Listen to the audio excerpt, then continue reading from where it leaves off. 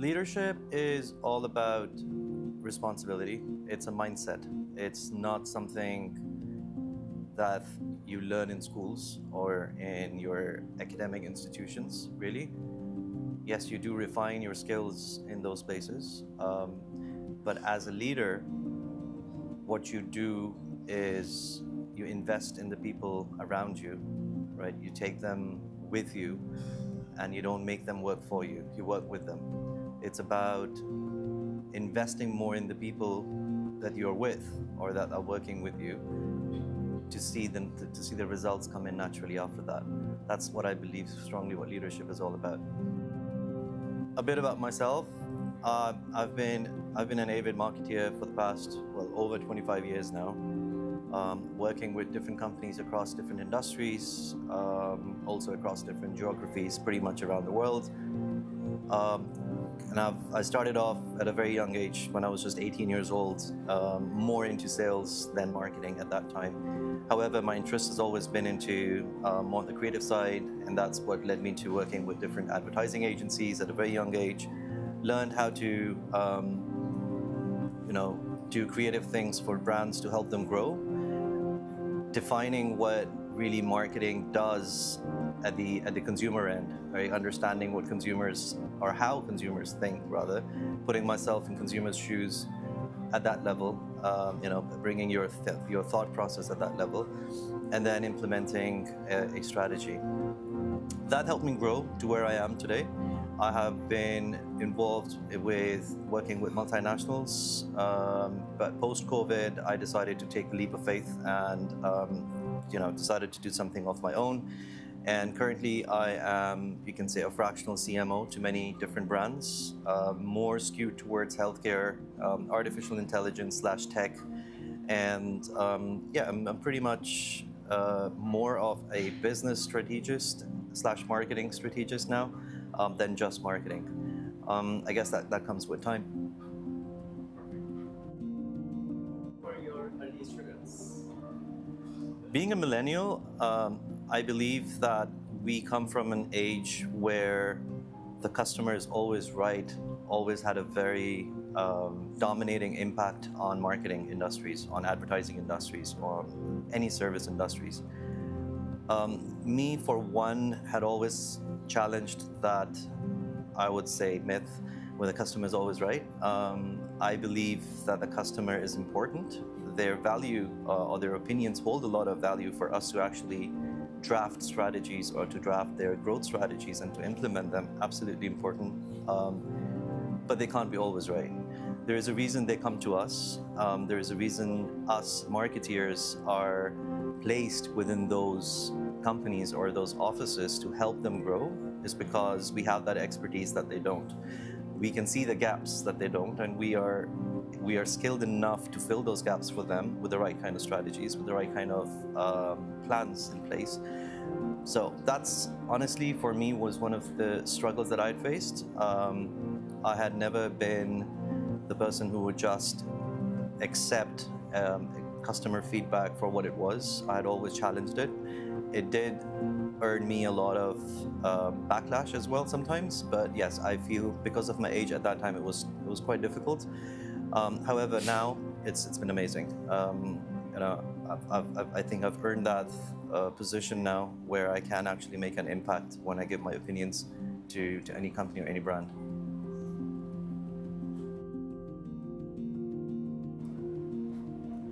Turning point was quite interesting, actually. I was last employed as an employee at an investment company. I'm not going to take names, but I was working with an investment company that had invested a lot in healthcare across the Middle East and the Gulf region.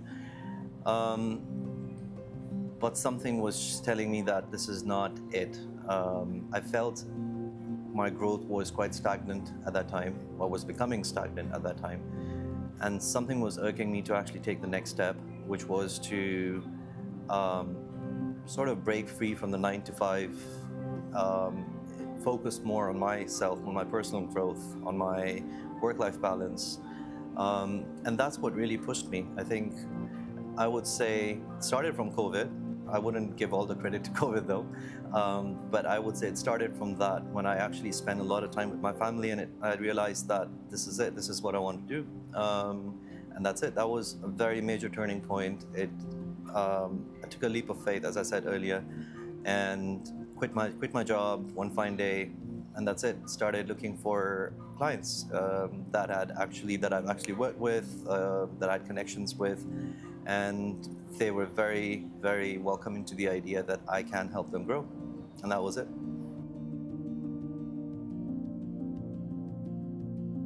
Challenges, I believe, are not just for leaders. They stem from the top and they trickle down to the bottom. It really depends on how you tackle those situations. I did face some challenges, and to be honest, those challenges were not from the top. Those challenges stemmed from friction to change. As a strategist, or as someone who devises or drafts plans for companies to scale up and to grow, it definitely requires a lot of change that needs to be brought around for execution of these strategies or these plans. And any human nature would definitely sort of push against that change. It's human nature. Friction always comes in. And that, by far, I think, was one of my struggles or one of my challenges, to not only work in my area, in my field of marketing or business strategy. It was more about working with the people who had nothing to do with marketing and business strategy or the business development side of businesses. It was more about working with them and making them understand, instilling confidence in them that this is for their own betterment. This is for the betterment of the company. Eventually, the company grows, the people grow, right? And vice versa, people grow and company grows. So it was a bit of a challenge for me initially. However, I do believe I do have a very strong people's personality, and I do mingle around with not just the top leadership of these companies, in fact, all the way down to the juniors, and that's where the resolution comes in of these challenges.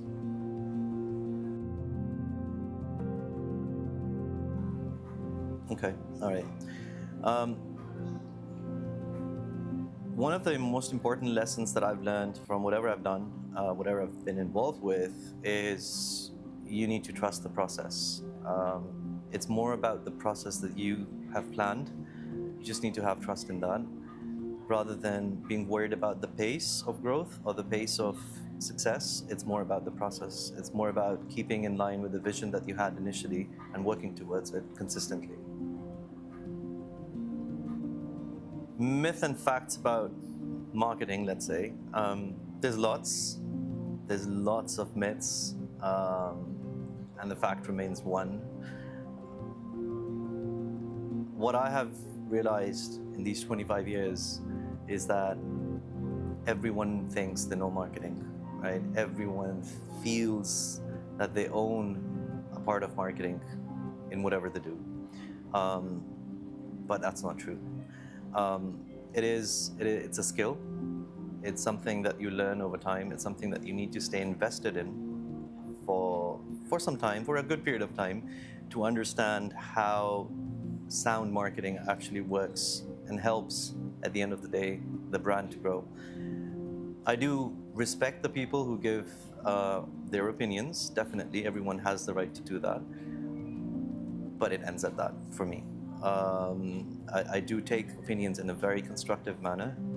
However, the myth remains that everyone thinks they know about everything about marketing, that marketing is the easiest department or the division in a company. Anyone can walk in and give their ideas, and those need to be followed.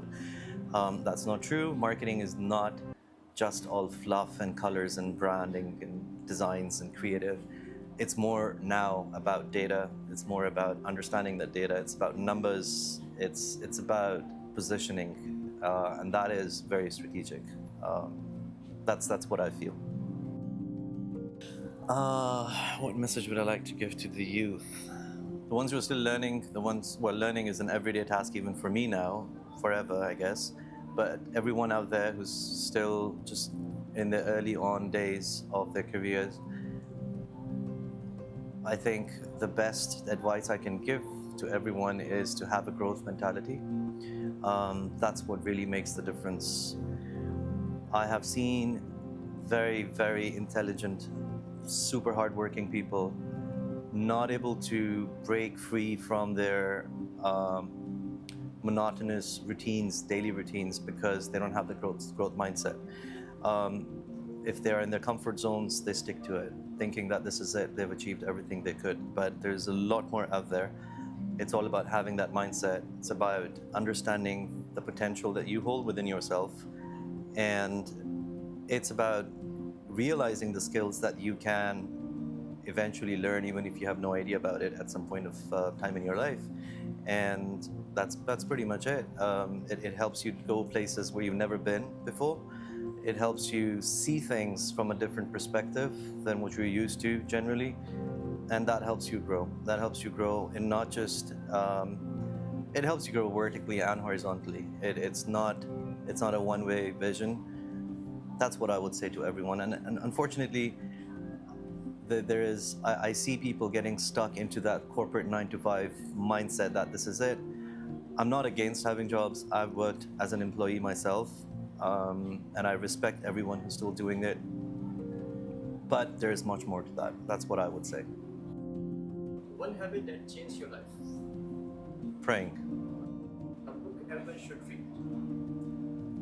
One book that I would definitely advise people to read is The Seven Habits of Highly Effective People by Stephen R. Covey. It's a book, it's a series of books actually, that was passed on to me by my dad. And I've seen him literally practice each and every word that's mentioned in that book in his daily life. I've seen how he has evolved as a person, as a human being, more than just a father.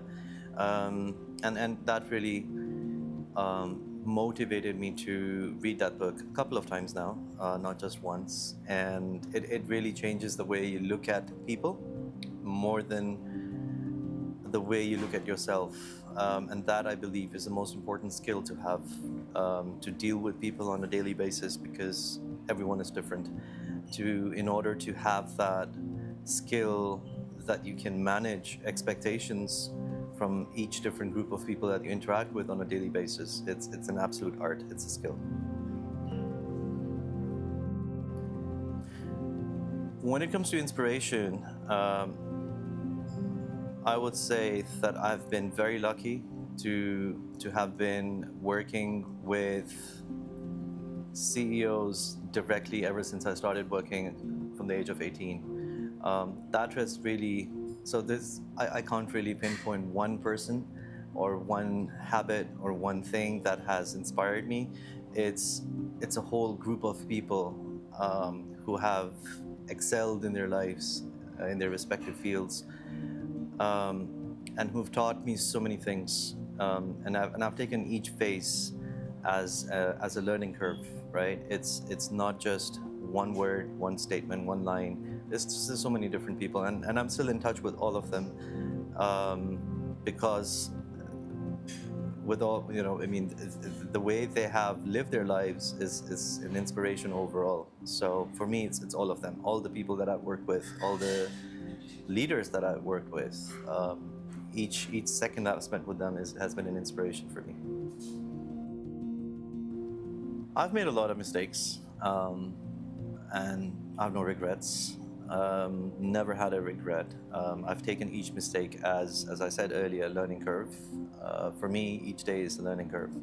Each mistake that I make is a learning curve. But one thing that I would say is to underestimate my potential. That's, at one point in my life, was the thing that I was encountering for a short phase, you can say short period of time, but it was overcome by a few factors that helped me actually look within and understand that there's way more that I can do than what I'm currently doing. So that was one mistake that I genuinely hope that I never repeat, and never underestimate my potential. Success in one word. I, for one, don't believe success can be confined into one word. It'll be wrong of me to actually say, the cliche words like discipline, growth, all of that. Yes, they're all parts of what make you successful. But what I really think is it's actually a bunch of words that actually come together and form the success that you're looking for. For me, it's definitely consistency. For me, it's about respect. And I think respect is number one for me. In whatever you do, it's the approach that matters the most in whatever you're doing rather than what you're doing. So for me, it's respect, it's consistency, learning, having that growth mindset, having a responsibility within to make yourself grow along with the people that you work with, and having a sense of understanding that as much as you do everything on your own, but you have other people that are at some point in time, every day, every second, dependent on you. So having that understanding that you're not just alone, that is what really matters. So success really comes in so many different forms, so many different words. So it's for me, it's a whole bunch of them. It's not just one word. I wish I could give you one word, but it's a bit tough. Advice to your younger self. One advice that I wish I'd received when I was younger, well, I'd be honest, I did receive the advice. I never took it. Was when I was literally just learning how to be part of a corporate environment. I always had this drive to do something of my own, even from a very young age. And I took the turn at that time, this was in 2007, when not many people know this, but I started a company at that time, right? But little did I know, it didn't go too far. And I think that was purely because it was more of an excitement to have a company of your own, to have a business of your own, to do something for yourself, which was good. Which the drive was there, but what really, something that I lacked at that time was consistency, right? And that you only learn over time when you have learned each and every basic thing that helps you run a company or run a business. So at that time, I believe it was too early for me. But again, I have no regrets. That helped me shape myself into the person I am today, and to ensure that I don't repeat those same mistakes that I'd done back then. And that's it. What is your final message for our audience? I would love to pass it on, actually.